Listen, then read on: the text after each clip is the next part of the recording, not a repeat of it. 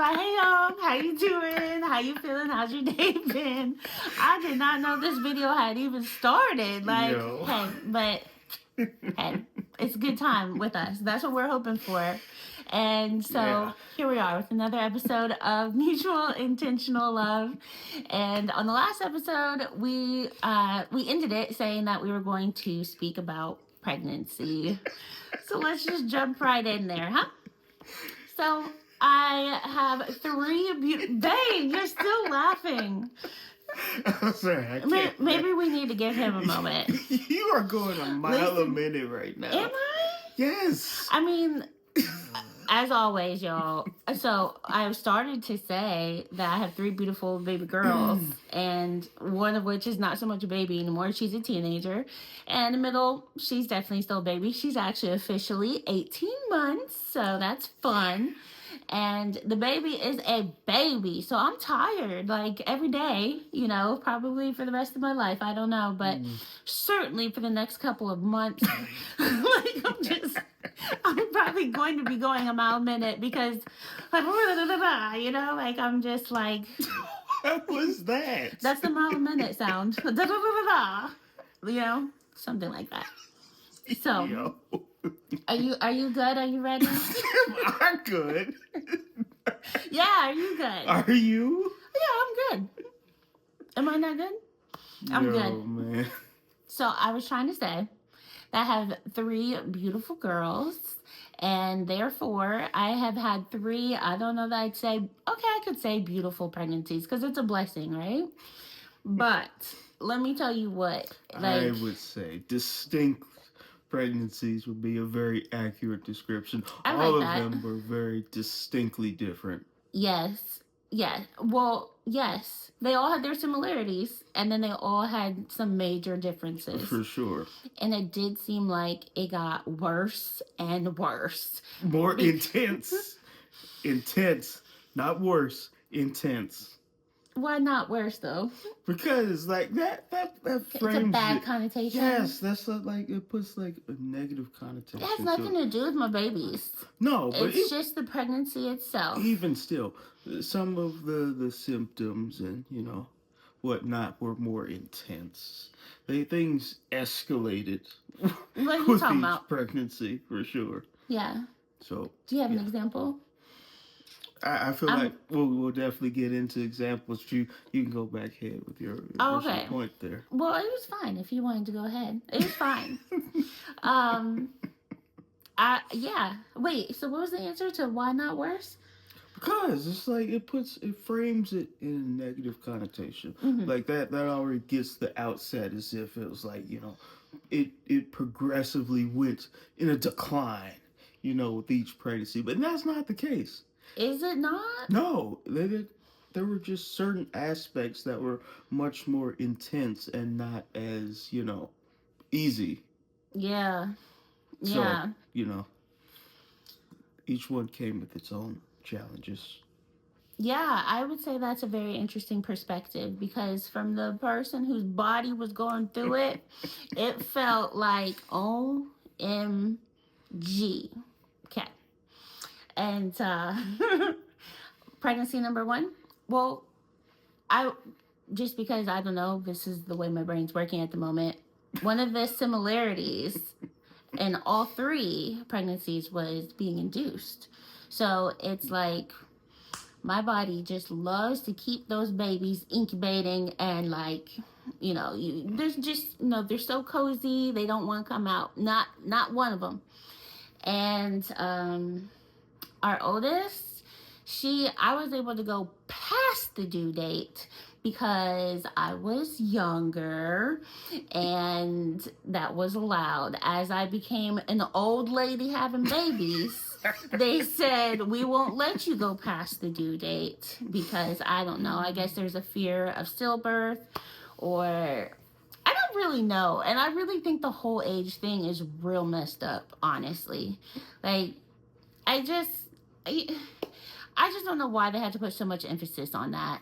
And yeah, that's another thing. Like, with every single, like, with you saying it was distinct, like, yeah, each time, well, again, the first pregnancy, I wasn't considered geriatric, or nowadays, as we spoke in the last episode, it's no longer called a geriatric pregnancy. It's now called an AMA, which is advanced maternal age.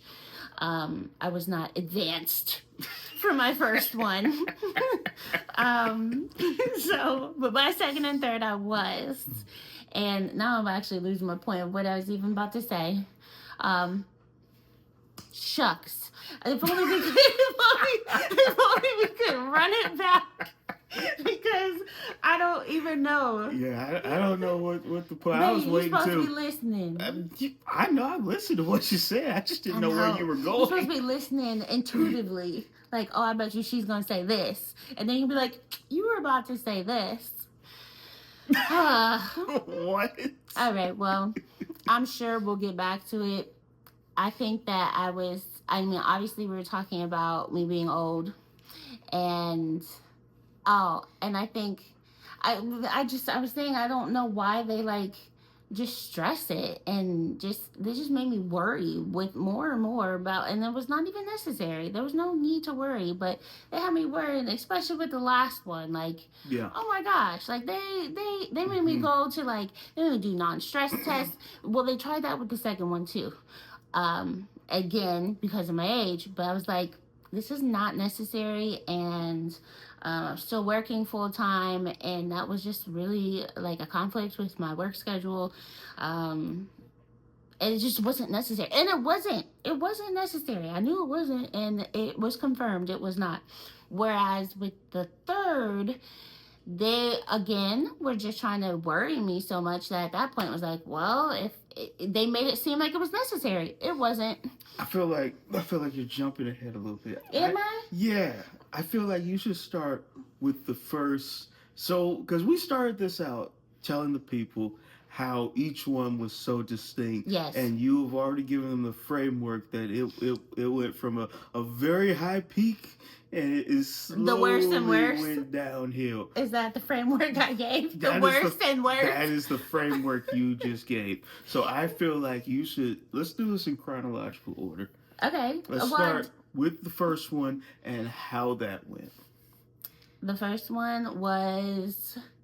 Okay, see, now I almost feel bad to say amazing. It really was. And because for you to say worse and worse is a, negative connotation, it doesn't have anything to do with the girls. Just because pregnancy number one was amazing, it doesn't mean that my two... You're losing the point. We've already addressed that. I know, I'm just jump into it. Tell the people why it was so amazing for you. It was amazing because I had absolutely no symptoms. The only thing that it was a growing belly. There was no pain. There was you might as well not even pregnant. No morning sickness. I didn't have that with any of my girls, thankfully. But it just was easy. It was easy. It was fun. It was beautiful. No stretch marks. No, nothing. No swelling. No, just nothing. Except for, the fun parts of feeling the baby kick and just a growing, beautiful, pregnant belly. That was it. And then even as far as delivering, it was just a routine. You have to go every so often in the beginning, and then they make you go every 2 weeks, and then they make you go once a week. So it was just a once a week appointment I was going to, and they were just like, well, you have a little bit less fluid than we would like, so you should go to the hospital and have a baby today. And I was like, oh, okay. And it was it's literally all it was. And that's what I did. And, I go to the hospital and I had a baby. Not actually that day, but the very next morning it went relatively fast too, actually. It was 3 a.m, so I went in the afternoon. It was probably 12 hours, literally, start to finish, because by the time I even got the Pitocin and everything started, it was definitely 3 something, and then she was here by 3 a.m, 3:05 to be exact. Okay, you just went real Grey's Anatomy on the people right there. Because of the Pitocin? You went real Grey's Anatomy with the people right now. What do you mean? I feel like you should tell, for the layman's out here, in layman's term, let them know what is Pitocin. What is that? Well, I honestly should probably know more because a lot of moms don't want Pitocin. Like they don't. For me, it was like, give me all the drugs. Like first of all, get this baby out of me, okay? Because I've been waiting forever.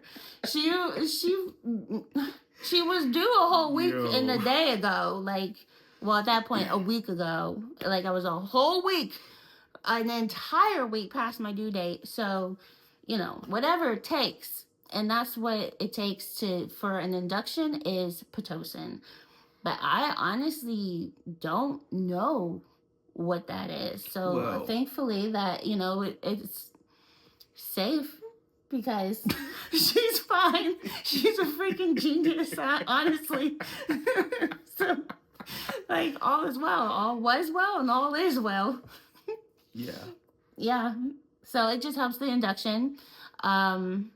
But because I am not Grey's Anatomy here, I don't know. I really don't. Yeah. Okay. So that was pregnancy number 1. And so, with having that background information, with how amazing pregnancy 1 was, how easy it was just such an abnormal experience, honestly. It was, the fact that it was so easy and beautiful is amazing. Yes. But that is not the norm. That's true, I guess. Like for the majority of pregnant women and the pregnancy experience for the majority of women, that is very well documented at this point. Right. That to the point where everybody that I personally know, nowhere close to that easy breezy beautiful cover girl experience that my wife had. Yeah. So having that information. Oh, can I add one more thing? Well, you can finish. I'm sorry. No, go ahead. I just want to also add, because somehow I got back to the no stretch marks. Same thing with after the postpartum, stomach completely flat. Like the next day practically. Look at me now. Again. Context. Yeah. is very important. Mm-hmm. That was it was some time ago. A substantial amount of time ago. Yeah. She's 15. Yeah. And you already started out with a base of nothing. Right. Like, what is amazingness. That? Yeah, and you're right. The base was not so amazing for the next 2. You're ridiculous. Back on topic. Back on topic. Yes, back on topic. With that information in mind, we already knew going into it, once we decided that we were entering this relationship and solidified exactly what we were, what we wanted to be, and where we were going with creating our family, we knew we wanted to have more children. However, we knew we wanted to have another child. I knew. It wasn't plural. I wanted to have more children. The plural was like a very high, like, it only makes sense because, like, with our oldest, she begged me for a sibling her entire life. So didn't necessarily want to also put our middle baby through the same experience, because our oldest is such a large age gap that, she's going to be out of the house, like, in no time. At, like, before, like, really at the same time. Like, once she starts school, the other one's starting college. Like, so, so, yeah. There was always that thought of giving a playmate, but initially it was, we know we want to have a child with the high possibility of children. I will say the actual, for me, that's something that I always wanted. I always knew from an early age because I am the youngest of four.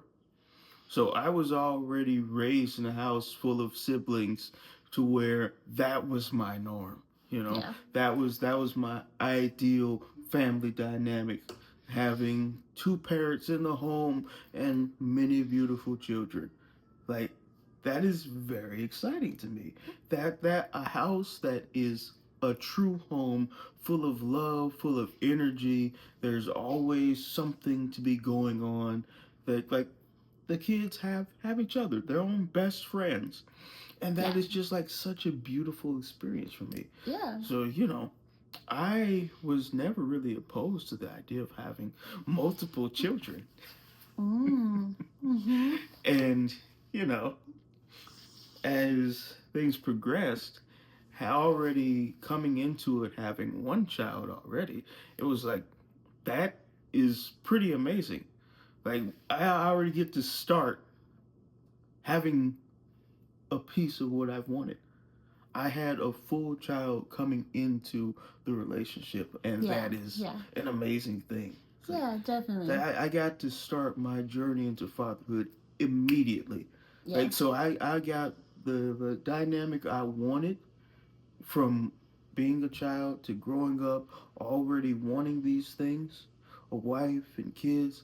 I got to start out with that. Yeah. So That's that pretty was cool. an amazing experience. That It's just amazing that you it's frame fun. it in that way, and then yeah, Yeah, it's awesome. yeah. That was amazing for me. Yeah. So then having the opportunity is like you know I it even reached a point where because we weren't sure exactly. It was like yeah, that would be wonderful if we do have another child, but I had reached a place where I was accepting of this is life. It was Yeah. just going to be the three of us, and that was something that I had reached. Or that's absolutely For no, no, when? no, just three. Oh. Oh. Before Yes, middle baby. before our middle baby, Okay. I had reached that point where I decided, yeah, this is nice. This is a good life. This is a full life. This is just like really beautiful. So I reached a place of full acceptance of the current dynamic of our family. Yeah. So if we did have another child, great. If we didn't have another child, also great. So it wasn't really like an issue. Right. So, but back to the original point, before I got off on a little bit of a tangent there with some backstory, was having this information that my wife had such an amazing experience with the first pregnancy. It was so wonderful, so easy. It was, like one would naturally assume, although I don't know why, would naturally assume that it would continue that trend where it would just be uniform. Sure, yeah, like yes. So once we finally decide, yeah, we'll have a kid, like sure, this is gonna be this could No, be an easy thing for sure. that was the hope, but no, I.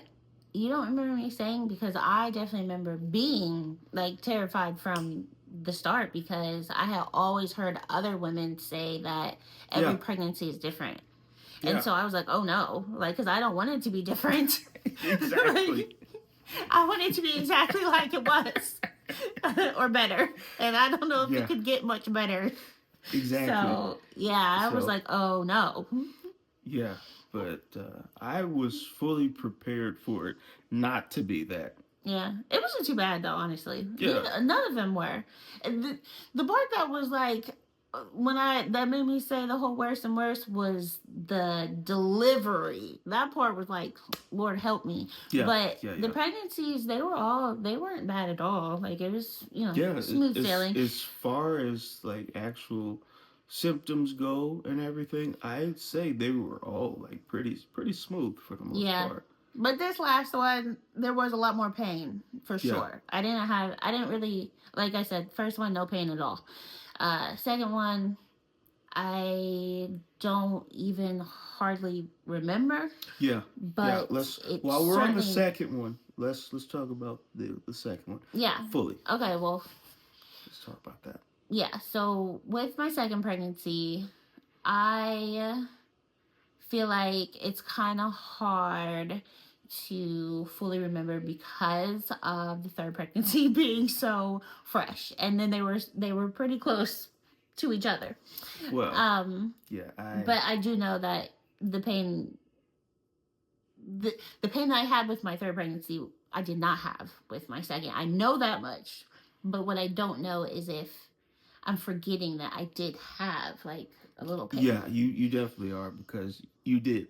Okay. You absolutely did. Okay, what was I saying? And I would say if we go all the way back to the beginning of our decision to have a second child. Yeah. So we went and we sat down. We've had several conversations about it, building up to it for sure. Mm-hmm. It was always a topic of conversation with us. Yeah. That we touched on several times. But when we actually decided to start trying to have a child, it was quite the experience, I would say, for sure.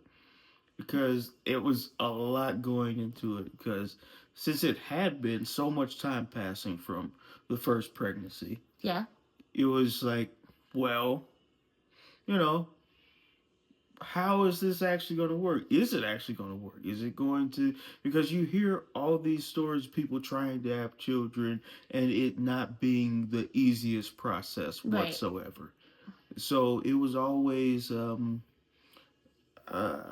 of like an anxiety. Yeah, like an anxiety was present once we decided to start trying to have a child, and we're actively trying, and it hadn't took after the first couple of tries. It was like, it was only one, but two, like I think, but it was like 2 months. Yeah, like it was like that's 2 months. Really fast. That is really fast when you look at the framework. It doesn't feel fast. It's not at all when you're in it and you're constantly waiting to see if it will happen, and it's like not knowing whether or not it will or not. Yeah. Because for me, I'm a bit of an overthinker. Yeah. I'm very much so in my head. I think all the time about everything, about every possible scenario. So with that being said, it's a month past and here we are once again, and there's no baby. We're back. Another cycle has arrived, and it was like that was an experience. Let's talk about that. The first cycle after actively trying. Let's talk about that. Well, the fact that we were wondering if it was in fact a cycle. Yeah. Yeah. So, well, one thing I've been thinking while you were saying what you were saying is like, just imagine though, because it does feel, it's just nerve wracking. Like a lot of pregnancy, like just the whole experience is like, it's anxiety filled the entire time. Yeah. Because for sure. Just imagine for those who, it isn't. It takes years.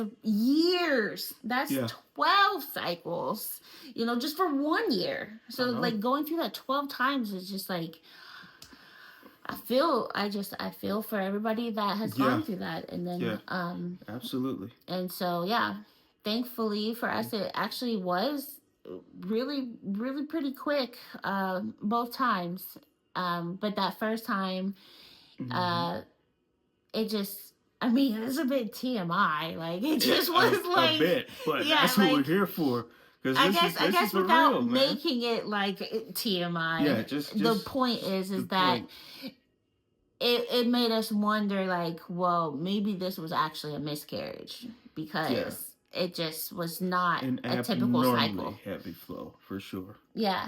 So that was like, that was a little sad, but also not as sad because we didn't know if that was the case or not. Yeah. But still, the thought of the possibility was sad. Yeah. But we could look at our calendar to confirm, but I think it was literally the next month. It was. I told you it was just like 2 months. Success. But the not knowing for a 60-day period is a Yeah. lot. Yeah, because then even It once was a you lot. are pregnant, you still have to wait for your hormones to build up to where you're going to have a positive pregnancy test. Yeah. So So like, it's just that wonder of like, you know, and is my cycle going to come? Is it not going to come? Like, yeah. like, oh, okay, well, it hasn't come yet. And then when it does, it's like, and then when Mm-hmm. it doesn't, it's just like, okay. And then once you get the positive pregnancy test, like, well, will I be able to carry this baby to full term? Like, because they already say that miscarriage is very common, like within the first 12 weeks. So that's a long time. 12 weeks just feels forever.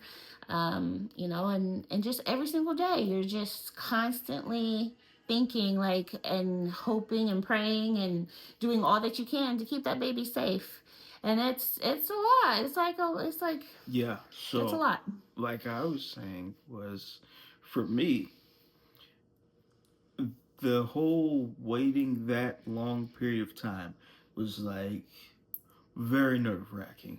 It left me with a lot of anxiety. It was a bit stressful. The not knowing was incredibly stressful and anxiety driven for me. So like I even had a moment where like because we did after the first month came around, because before the cycle came it was a little delayed, which made us think, possibly this has worked out. So we did take the pregnancy Mm-hmm. test, Oh, right. and it was negative. Yeah. And that was And just then again the very next day, like all you do was wait one more day. like that's crazy though. Right, I know. That's crazy. But that was the second pregnancy test we took where it came the literal next yeah. I don't remember. But yeah, I know what you're talking about. So it literally did. The cycle did come literally the day after we checked, but we checked because it hadn't came yet. Right. So you were a couple of days late at that point. Yeah. To where we felt like, oh sure, let's take this pregnancy test Right. right now. And to see that not pregnant was just devastating. Yeah. It was absolutely devastating for me. I'm sorry, because Like I don't even know why I laughed. Like, I know it's not funny. I know Because you're serious, I know. very Yeah.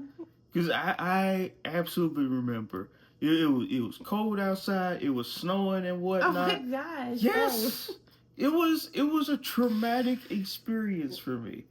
Like I will never forget. Like in the framework of I'm things, so it's sorry. honestly not that serious because it did end up working out. Yeah. And it was a lot of overthinking Yeah. that was fueling the emotions. I was very highly emotional about this. But This he is did something not show it. I found absolutely this wanted. out way, like, I think she was already born. Like when I found Yeah. out, like, really, like Yeah. I didn't, I like Yeah. he didn't even tell me that, like, it really was so heavy on him. Like, Yeah, because we talked about it briefly, but I did never went fully in depth with just how much it affected me until yeah, like after she was born. Because again, like once it gets started, that brings on its own experiences and whatnot, and you have to be very careful. No stress. right, no No stress. stress. And No then no manifesting, like, was yeah. always a fear. Yeah, Like, and I can't put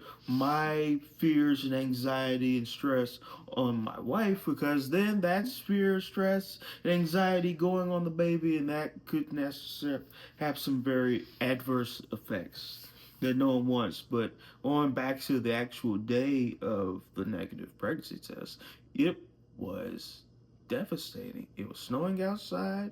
I remember, and we did the pregnancy test upstairs. And so after that, I went downstairs and I was just standing there staring out the window for like, I don't know, however long it was, but it was a significant amount of time. I was just staring out the window. Then, I was able to come upstairs and you had went downstairs at this point for whatever reason. I think you were about to have lunch or something. So I went upstairs and I took a shower and had me a moment. I like it was crazy. It was one of those movie moments where you just sitting in the shower, as the water's just pouring down all over you. You know, you're not sure if it's tears on your face or water, and You're luckily sure. you don't have to worry about that because you got the water going. Exactly, you're sure. so so everything blends. It's not an issue, but it was a very heavy moment for me. Yeah, I'm sorry. And then not knowing if, so then it's the wondering, well, is it me? Am I the reason where this hasn't taken yet? Am I the reason we're not pregnant at this very moment? Or is it just not gonna happen? Is it not possible? Is it like, it could be any number of things. It's just not this time, but next time? Or is it gonna take a while? You just never really know until it happens. Right. And that is just like such an intense thing to deal with Yeah. and go through to reach the actual point. You know, it's always so different, you know, Yeah. with every pregnancy and every conception. All of it is very different. So you never really know what the end result's going to be. So you can never relax, you can never be sure of anything. And that is a very stressful place to be in, Yeah. especially for the people who actively want children. Yeah. Like, it's one thing for the people, it's like, oh, well, this is a surprise, so, you know, it just happens and it's whatever. This is not really a big deal. But for the people who actively want children and are trying to have a child, it is a very emotional experience. Yeah, definitely. So, you know, that was like very intense. But Yeah. I kept how intense of an experience it was until after she was born. And then when I could relax a little bit, everybody's fine, wife's fine, baby's fine, we're all good, everything is okay. Now we can have an actual conversation about what actually took place. Yeah. So yeah, that it was quite the experience for sure. Yeah. So I don't know, like, well, for me, it was I don't know, it didn't affect me in that way. I think I already said, like, it was like a sad, but it wasn't, because, you know, we didn't even fully know if that's what took place. So it was just more so a bummer, you know, like, oh man, here we go again for another month. And yeah, so that was crazy to find out how hard that was for you at that moment, and I didn't even know. Yeah. Yeah. And then with the pregnancy itself, I can't remember where we left off as far as talking about pregnancy number 2. We started right there. I took us right there so we could get the actual start of it, and then you were just going into how that experience was. Well, you were saying you remember pain of some sort. So what was it? You absolutely had pain. It was like pain that you didn't have, because like the pain that you. I remember, like, my hips. side. Yeah, your hips and your side. Yeah, like that's where mostly. Yeah, I guess it was like rib pain. Yeah. Yeah, that was new. Mm-hmm. Obviously, because, like I said, no symptoms with the first pregnancy. So yeah, I had rib pain, and then yeah, like hip pain, but I thought I knew hip pain until the third pregnancy. That was some hip pain. So with the second, it was just mainly like discomfort with like sleeping, and you know, and then they don't want you to lay on your back, so you're just constantly on your hip, like, and then I'm overweight, and so we got all this weight on one side like all night long, and then you flip, and then it's just on the other side all night long. I don't know, but yeah. So yeah, that is very true. That was that, and then they had you taking the iron. Oh yeah, yeah. That was different. That was new. So I don't know. Maybe number 2 was just depleting me of iron somehow. So I had to take iron pills, and those were disgusting. Yeah. Very. One thing that I learned. Right, which started the nausea, which was new. But what's fun about that? What we figured out. Yeah, that's what I was about to say. Go ahead, tell people about it. Yeah, so it's a tip. I don't know if it would help anybody else, but for me, we found out that almond milk somehow. Well, first of all, we don't really drink milk, so almond milk is what we had. So I don't know whether it would need to be almond milk or milk in general. I have no idea. But for me, we found out that almond milk just completely was a godsend. Like it would just no more nausea. As long as I took the pill with almond milk, I was good. Yeah. I don't know why that is, but that was amazing. Yeah, that was definitely amazing. That helped a whole lot. Yeah, and then so number 3, it just like I said, the hip pain was just, oh my gosh, to the point where it was hard to walk. It was hard to get out of the bed. It was hard to like do anything. You jumped again. You jumped. You didn't finish number 2. We have to talk about. Well, I was thinking like I would, because I don't. We didn't really talk about the delivery of 1, did we? Well, when we talked about everything was easy, smooth, and quick. I know, delivery too, but we didn't even talk. I know we didn't actually physically say, like, because even with the delivery, even that was easy. Like, they're looking, like, I remember, like, she was counting down, like, okay, well, just wait, you can just count to 10. I'm like, I can already feel this baby's here. Like, I don't even think we need to do that. Like, let's just, here you go, here's a baby. Like, I'm ready to have this baby. And it was truly, like, that simple. Like, I was more so waiting on them because they told me to, like, well, I don't know, maybe it's also to like help you not tear, like if you just take it slow. But thankfully they're all 3, no tears, thankfully. So that was another blessing. But yeah, smooth, easy. Yeah. And number 2, also pretty smooth and easy. However, number 2, I had epidurals with all 3. The epidural with number 2 paralyzed my left leg. And apparently I'm saying that wrong, because with baby number 3, when I told that, because the epidural lady asked me, like, did you have any problems? And I was like, yeah, it paralyzed my left leg. She's like, what?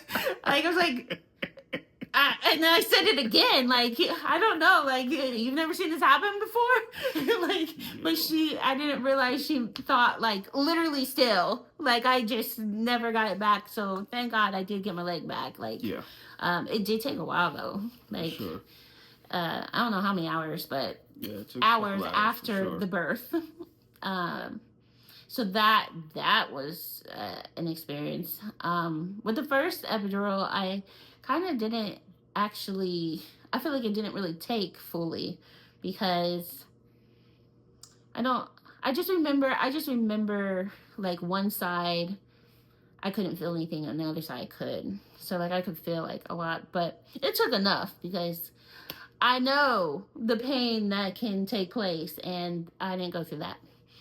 And so yeah, I am kind of just jumping through pregnancies because it's all, So right now we're talking about epidurals for all 3. And the 3rd epidural, Lord help me. And he did, thankfully.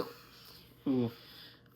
But man, I didn't cry at all with epidural 1 or epidural 2. But epidural 3, OMG. Like, at this point, it's literally, I don't know how many hours it's been of just like, what are we doing here and why? Like, this is like, why has it even been this long before I can even have an epidural? And now that we're finally here, I am starving and I am tired, and it is really hard to take pain while hungry and tired.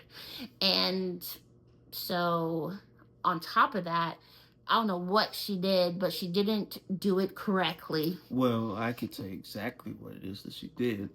She didn't place the needle correctly for the epidural, and she ended up going into a blood vessel, which was not what you're supposed to do.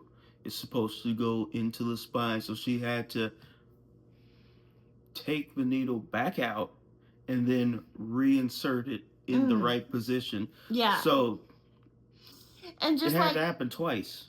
exactly. And just like a baby that needs a nap, you know, it just was just like, all I can do is cry because, like, Yeah.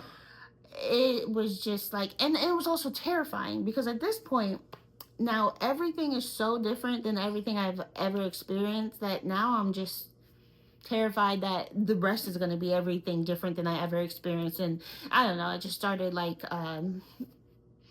what's the word? Spiraling. Yeah, spiraling. I was thinking circling. I was like, that's not the word.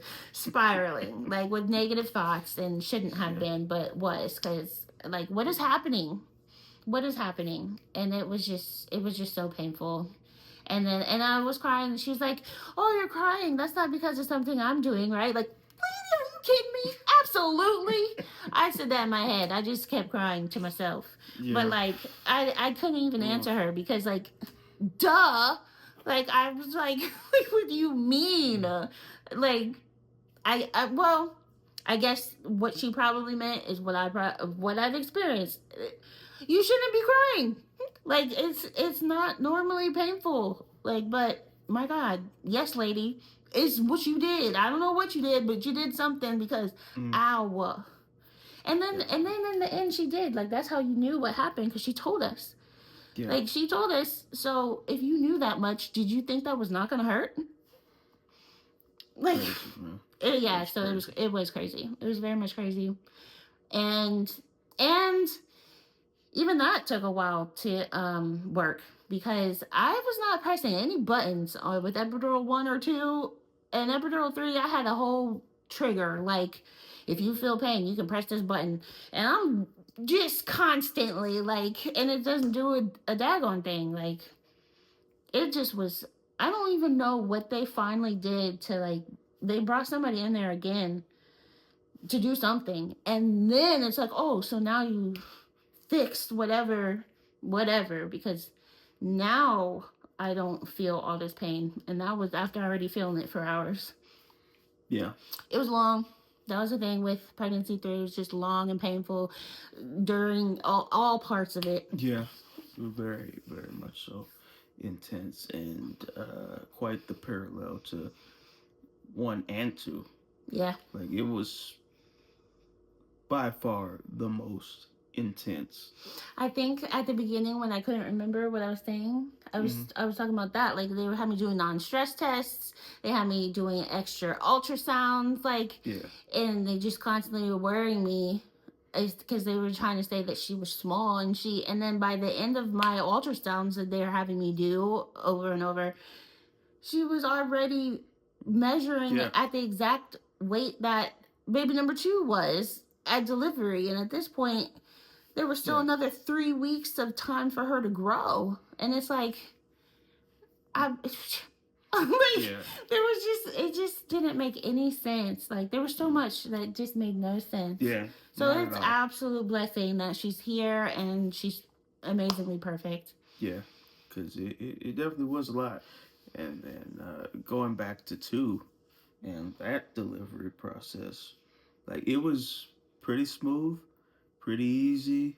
You know, they did all the typical induction things that you're supposed to do. They started with the balloon that went in.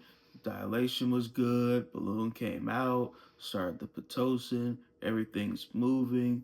Everything was ready to happen. Natural, smooth. The only thing with that was they thought they had broke the water, but didn't.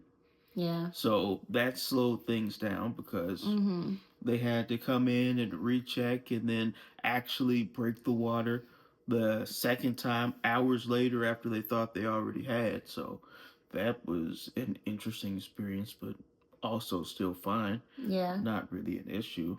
And shortly after that, we got into it, and delivery was good. It was smooth. It was nice and easy.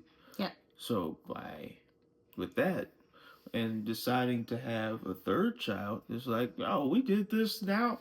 Now we know what we're doing. We know what to expect. We know the process. My gosh, right. It's like, it's easy. This is cake. We can do this again. Why not? Why would you not, actually? And it was the exact opposite. And it was a very humbling experience, for sure. Yeah. Like that, we were put through the ringer with this last pregnancy that we just had, and it was a lot of pain on like pretty much a daily basis throughout the entire pregnancy, which was a lot because it's so much that. I know, it started so early. Yeah, it started early. Like, it was like, dang. Like, I'm not even in the third trimester and I'm already feeling all this. About it, like, as the non-pregnant spouse, like, you see the love of your life in so much pain that you can really do nothing about. There's like nothing you can do to help it. You can't stop it in any way. You can't. There's nothing you can do to make it go away. The doctors can't do anything. You can't do anything. You just have to let it run its course. Like, you do massages. Those apparently did help. Yeah. Yeah, a lot of times, but it's like only so much. Yeah. It's not going to completely remove the pain, so that's always going to be there. Mm-hmm. And that is very tough to go through months and months and months of seeing this pain that you can do nothing about. Yeah. And you're going through the constant worry of, oh my God, what is this woman doing? Stop, sit down, lay down. What are you doing? Do not do that. Why are you picking that up? Put that down. Like, what are you doing? Because she never stops. I know. She never stops anything. It's fine. I can do any and everything at all times, absolutely by myself. I don't need help. Stop. What are you doing? I know. Like, it is so nerve-wracking. And then on top of that, it's like having the individual that my wife is being so gung-ho and nonchalant and very independent. Like, she's doing all of these things that it's just like every alarm in my brain is going off at the same time. I am always on high alert. Like, it was times I was waking up in the middle of the night. She was just rolling over. I thought she was about to fall out the bed. I'm waking up out of my sleep, leaping across the bed, trying to keep her from falling out the bed. She looked like, what are you doing? Right. Why is this happening? I think maybe I sneezed or something. Like, I don't remember what it was, but I just remember saying, like, what is wrong with you? Like, I don't know. I was terrified. Yeah. That this one was about to roll out the bed. He, like, jumped and grabbed me. I'm like, I sneezed. I completely woke up out of my sleep. I was asleep. Right. Snoring. Mm-hmm. And woke up to you about to fall out the bed, so I thought. Right. That's crazy. So that like, is a lot of stress.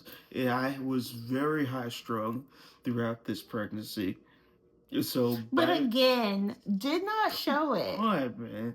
You know, obviously, like, if it was something like, what are you doing that for? Let me do it. That part would be shown. But no, like, I just wouldn't have been like, oh yeah, he was so high strung. Like, yeah, for sure. Because again, we're running into all of these new dynamics that we did not go through with one or two.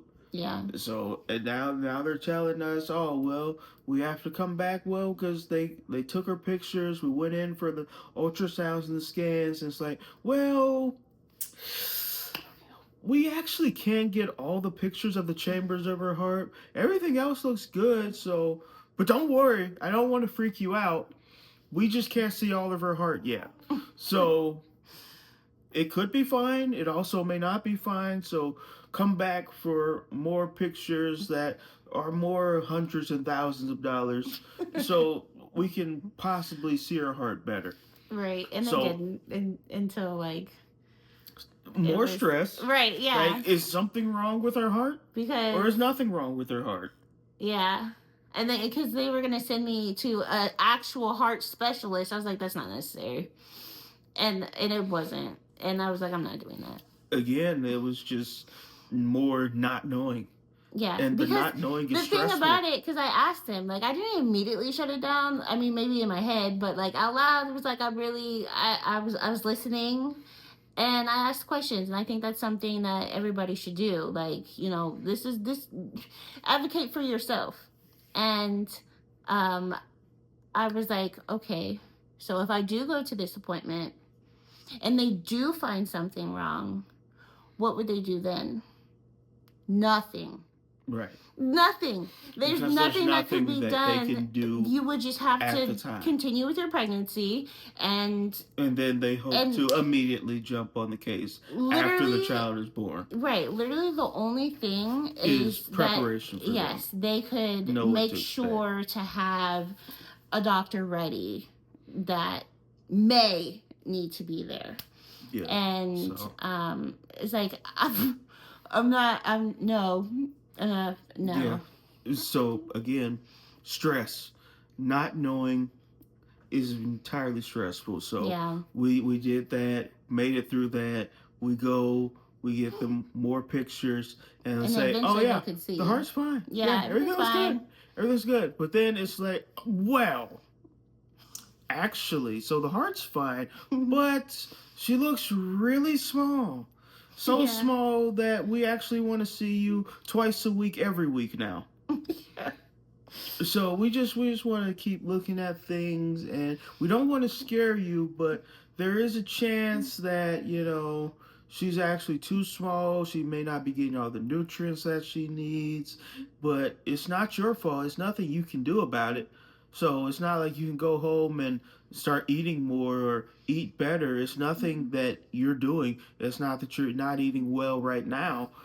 There's literally nothing that you can do. So nothing that we can do, but we're gonna keep watching. So, but don't worry about it. But also, we're gonna watch twice a week, every week. Because you might be need to be worried. Yeah, because you know there could be the chance of stillbirth. So, but don't worry, that might not happen. It was a lot. It was. So, you know, we make it through that, and then we go after a couple of appointments, and it's, well, you know, and now they have her here, and she did decent on her non-stress test, but there were a couple of murmurs there. So actually, we're going to hospitalize your wife now, and we're going to watch her for what was supposed to be 30 minutes is now going to be 4 hours. A 4-hour hospital stay. Yeah.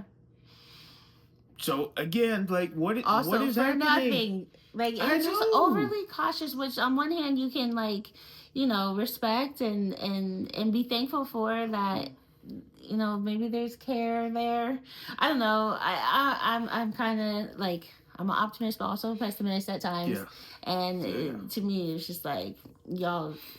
Yeah. This is easy money. This is easy money because, like, what, like, none of this, like, even like, you know, back in the day, like I don't think there was an ultrasound at all. Yeah. Like even like the routine ultrasounds weren't routine. I will say I definitely get it. I get the point of all of this because a lot of times they do drop the ball, especially with us. Yeah. Like we are the ones that have the most complications with pregnancies because they're not looking, they're not checking, they're not going to do as much possible to make sure that the mother and the child are going to be okay. So on one hand, I do appreciate that, but that does not remove the stress of the situation, how every appointment now is something new to worry about. Yeah, it's hard to find that balance. So we made it through that. And now they're saying, so she's been hospitalized for 4 hours. Oh, yeah. It looks like it was just that one hiccup, and she seems fine. So go ahead and go home. Nothing to worry about. We did that, and then next appointment, they're talking about, well, the fluid's kind of low. Yep. Well, so, you know, that could be an issue also. Yeah. But don't worry. We don't want to worry you. Everything's probably fine. And then but also probably not. So the fluid increased. How? Every time. Everything. Every time the fluid increased, as well as her weight. Everything increased. So it's like, like at this point, I don't know if maybe they were just looking at it wrong, or if like she did magically grow after 2 weeks, because you know I did make some brownies that were phenomenal, and after these brownies, that kid shot up like a weed. Knock it off. It happened. We saw it happen. It literally happened. I think it's just a coincidence. So the kid was huge after that. Knock it off. And I don't know if maybe it was her size that affected how much water was there and She was the born 6 levels. pounds. She was not huge. It was crazy compared to what they were talking about. They Like it didn't know was, what they were talking about. they clearly did not. Yeah. But it was so nerve wracking, Yeah. so stressful. It's like we get to this point, we're almost here, we're almost at the home stretch, just a couple of more weeks, and then every week we're hit with something new, something new, something new, something new, all of which was terrifying, nothing positive. The So, positive though was, again, I was in pain for forever, like the whole pregnancy, and so because of all of this, they induced me 2 weeks early, and I was very thankful for that. I mean, yeah, obviously, I wanted to make sure that she was fully developed as she should be. But yeah, you're telling me it's fine. 2 weeks early, let's do it. yeah. So that Like, that was very nice. But yeah. after going through all of that and that whole experience, and then we finally make it to the hospital. We're there early, we're ahead of time, and that was a crazy experience. Like, night and day between the last labor and delivery to this labor and delivery. It's no comparison. Everything was easy, smooth, and this last one was outrageous. Every random thing that you can imagine would occur would occur. So we go in, they're supposed to be putting in the line for the IV, and that was terrible. Mm-hmm. They had somebody who didn't know what they were doing.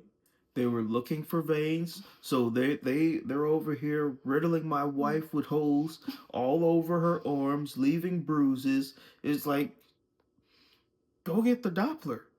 Yeah. There's no reason if you have a Doppler available, and for the people who don't know, if you're aware, if you've been to the hospital a couple of times and you know that you have either small veins, deep veins, or rolled away veins, something that you can do to help to prevent that is speak up for yourself, speak up for your spouse, speak up for your child, whoever you're there with, you can ask them. I don't feel comfortable with you continually looking and poking and prodding everywhere unnecessarily. Ask for a Doppler, ask for an ultrasound, and they will bring in the machine as they're supposed to and check for the veins so they know they have one that will work on the first stick, not the second, third, fourth, fifth, or sixth. And at that point, you're covered in holes, there's pain everywhere unnecessarily when that's not even the main reason for you needing to have an IV to begin with. They're creating an extra problem that now needs to be fixed. Mm-hmm. You can ask for that. Also, a butterfly needle is very helpful to where it's smaller. It's a type of needle that will be more helpful if you have smaller veins. It's a smaller needle. So those are things that can be helpful because they didn't do that. And it was incredibly frustrating. The first person tried and they said, oh, well, we have somebody, she's really good. She'll for sure be able to get it. She could not. And then, after several failed attempts from two people, then they go get the Doppler after causing outrageous amounts of pain for no reason. And that was very frustrating for me. And Yeah. so that was that experience. And then it was what happened after that? Well, they put the balloon in. It did nothing. Nothing. Absolutely nothing. And that was a painful experience because, which again, I feel like was due to them doing it as early as they did unnecessarily. They're forcing the body to release a baby that it was not ready to release even earlier than they actually would have been doing to begin with. Right. So that was an issue. And then you want to talk about what happened in the middle of the day with this phone. Yeah. So they gave us a room with a bathroom that was like not fully functional. Like the paper towels wouldn't work. There was a very low flushing power, like, you know, Yeah, there the was no toilet water would, pressure. yeah, the toilet wouldn't flush, the paper towels wouldn't come out, like, you know, this is a relatively new hospital, Yeah, a nice a nice hospital. hospital, so Where you wouldn't expect to run into any of these problems. yeah, not at all. And but here we were, and there was no window. there was no window. Yeah, which that was kind of messed up. And you know what's funny? Somebody ended up saying like, "Oh well, you know, it's your third baby. We figured it would be like pretty quick, so you don't get a window. You don't get a window. You'll be in and out. Like you'll get a window in postpartum." Like, which was not at all the case. They should have said that. At all. That's crazy. Like, thanks, maybe, because you were also wrong. Right. Like, this was my longest pregnancy ever, so you were wrong, and I should have had some daylight. Crazy. But anyways, so they gave us this room that didn't have a functioning bathroom, and so it got to the point where they needed to move us, like move rooms, and you know, even that process itself, I was like, oh, do I? Well, because I had already asked for an extra pillow, or maybe even two, but regardless, she had to like leave to get the pillows. So because of that, I asked her like, do I need to take the pillows? Because I don't know. I was just like, caring about these pillows apparently, and I picked everything up. I had the pillows. I had, you know, and I don't remember seeing anything on the bed. And so witnessing this, I'm already getting everything else because I come to the hospital incredibly prepared. I had 2 duffel bags which were packed with everything for the baby. The baby had her own duffel bag that was prepared for her, eating everything she might need: diapers, wipes, several outfits, bibs, pacifiers that had been sterilized. Everything was prepared for her. Then in our duffel bag, I have a container in the duffel bag that's filled with cleaning supplies, because every time we come to the hospital, I clean the room myself. I don't care if the hospital staff has already cleaned it. It's never cleaned up to the standards that it should be. So I have all of my cleaning supplies. I have my Clorox wipes. I have my Febreze. I have my hand sanitizer. I have everything necessary to sanitize the entire place. Mm-hmm. So all of these things are available. I have several outfits packed for me and my wife. Babe. Everything to bathe us. Come on. No, these are important details people need to know, because a lot of times, a lot of people are not prepared. Their bags are not prepared. They don't know what to pack. I have several things: the lotions, the toothbrush, all of the toiletries that are necessary, things to fix your hair. I bought. But again, these are all in bags, so like this has nothing to do with what we were saying. It's still part of the experience. The silk satin pillowcases. She was only woman in the hospital that was sleeping on silk and satin to go deliver a baby, and the nurses and doctors loved it. When they came in there and seen that, I was like, wow, this is crazy, because they don't see things like that. But I came prepared, so okay. all of these things were there. So, but back on point, I'm getting all these duffel bags with all the aforementioned items, right? And so I see my wife getting up out of the bed. They're having my pregnant wife walk, for one, carrying pillows. They didn't bring a wheelchair. They didn't wheel her out of the room in the bed, take the bed to the other room. No, they had my wife getting up, walking through the halls, with an IV pole attached to her, carrying pillows under her arms. I was fine with it. I didn't think like, you're not gonna bring me a wheelchair. Like that didn't even cross my mind. But the problem is I didn't realize that my phone was still on the bed, and I did in fact realize the moment we got to the next room, though. Like, it only 5 minutes had gone by, and I was like, and I asked my husband, like, do you have my phone? Because he always grabs my phone, always. Like, you know, we'll be upstairs and come downstairs, and he has already grabbed my phone before me. So I figured that's what it was, but when he gave me that look of like, I don't have your phone, I was immediately devastated. Like, oh no. Right. And he went to go back to get it. Wait. When he didn't come back, like within like 2 minutes, that was when all panic was setting in, because it wouldn't take that long to just go and grab it and come back. He went to grab it and had not come back. And now, what were you going to say? I went back to the room. So after finding out my wife does not have her phone, I'm now like, how not? You absolutely had the phone. It was in the bed with you. So I go back to the Oh, room. we're I going to go have to out there. hurry. I go out to the room and I get there and they say, "Oh, sure." I go to the desk. First, I go to the desk, say, they just moved rooms with us and my wife left her phone in the bed. Is it fine for me to go check?" And the lady at the desk said, "Oh, sure. Go ahead. You can just run back in there and check the room. It's fine." So I go in the room. Everything's gone.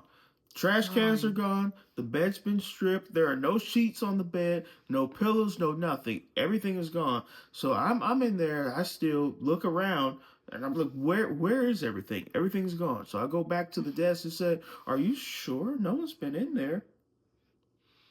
The room is empty.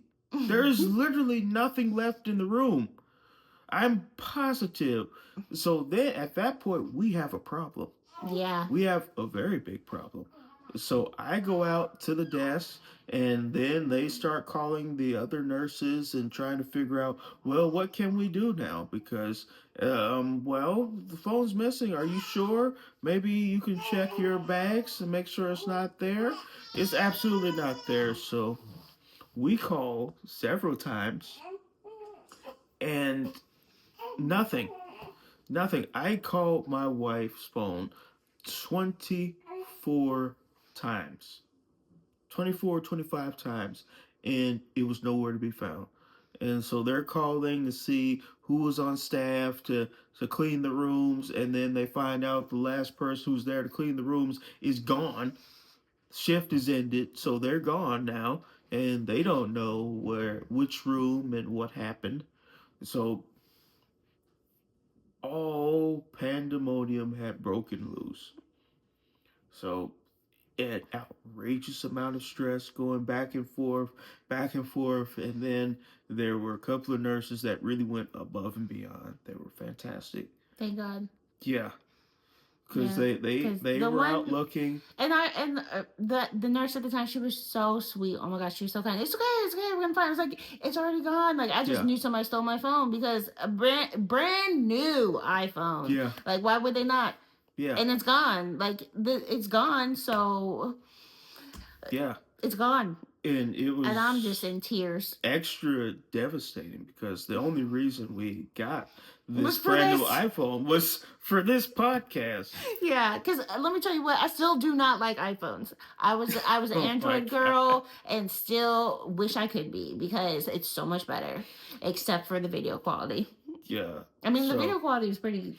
Did we try it? yes, we did. Back on point. Okay, sorry. Back on point is the nurses that really went above and beyond, because we went and looked. Even with me, they took me to the laundry room and checked all the laundry baskets there.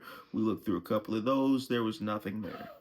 So they kept looking. They kept having me call, and then they found the cart that was by an elevator filled with things to go down to a lower level of the hospital. So the phone was found after all of that. And so, everything's good, everything's fine, everything's finally back on track. And then, you know, baby was born, healthy, everything was good with delivery. There were no problems with that. So after baby was born, I naturally had on my wedding ring and Oh yeah. I was like, where are you going with this? right. So I went to take take off my wedding ring, wash my hands so I could hold the baby. I not wanting to get any sort of germs on her. I took off all my jewelry and everything so we could have our skin to skin time. So my ring was in my pocket. And, my wife wanted me to get the phone out so she could make a couple of calls. So I took my phone out of my pocket and did all these things. And then we left our room, and then because we could go to Postpartum. postpartum. Yeah. So we left labor and delivery to go to postpartum. We were in our new room. Everything's fine. We're finally starting to relax. This beautiful new baby. We're excited, and a nurse comes in the room. Did you lose a ring? I look down at my hand. My wedding ring is gone. Absolutely gone. And it was amazing that she went out of her way to do Yes. that, because it was a good 5-minute walk to get Oh, down for sure. to where we were, to Yeah. the new room. And she did all of this and said, you know what? I bet it was him that lost his ring, because we were going through it that day, and it was. Yeah, that's so crazy. So it was quite the experience. So Right. after all of that, knowing what I said at the beginning of this episode, of how I very much so, the more the merrier. Like, several children. I don't mind that. I love having children.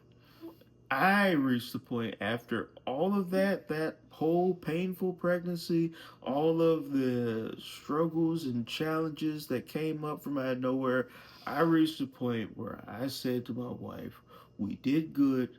This can be the last one. Like, we can let this be it. Mm-hmm. And it can just be the end of things now. But, because both of these were all planned. Mm-hmm. We planned our children. Mm-hmm. So, we reached a point now where, if there's no more, we can let this be it. It doesn't have to be a if, it can be a for sure no more.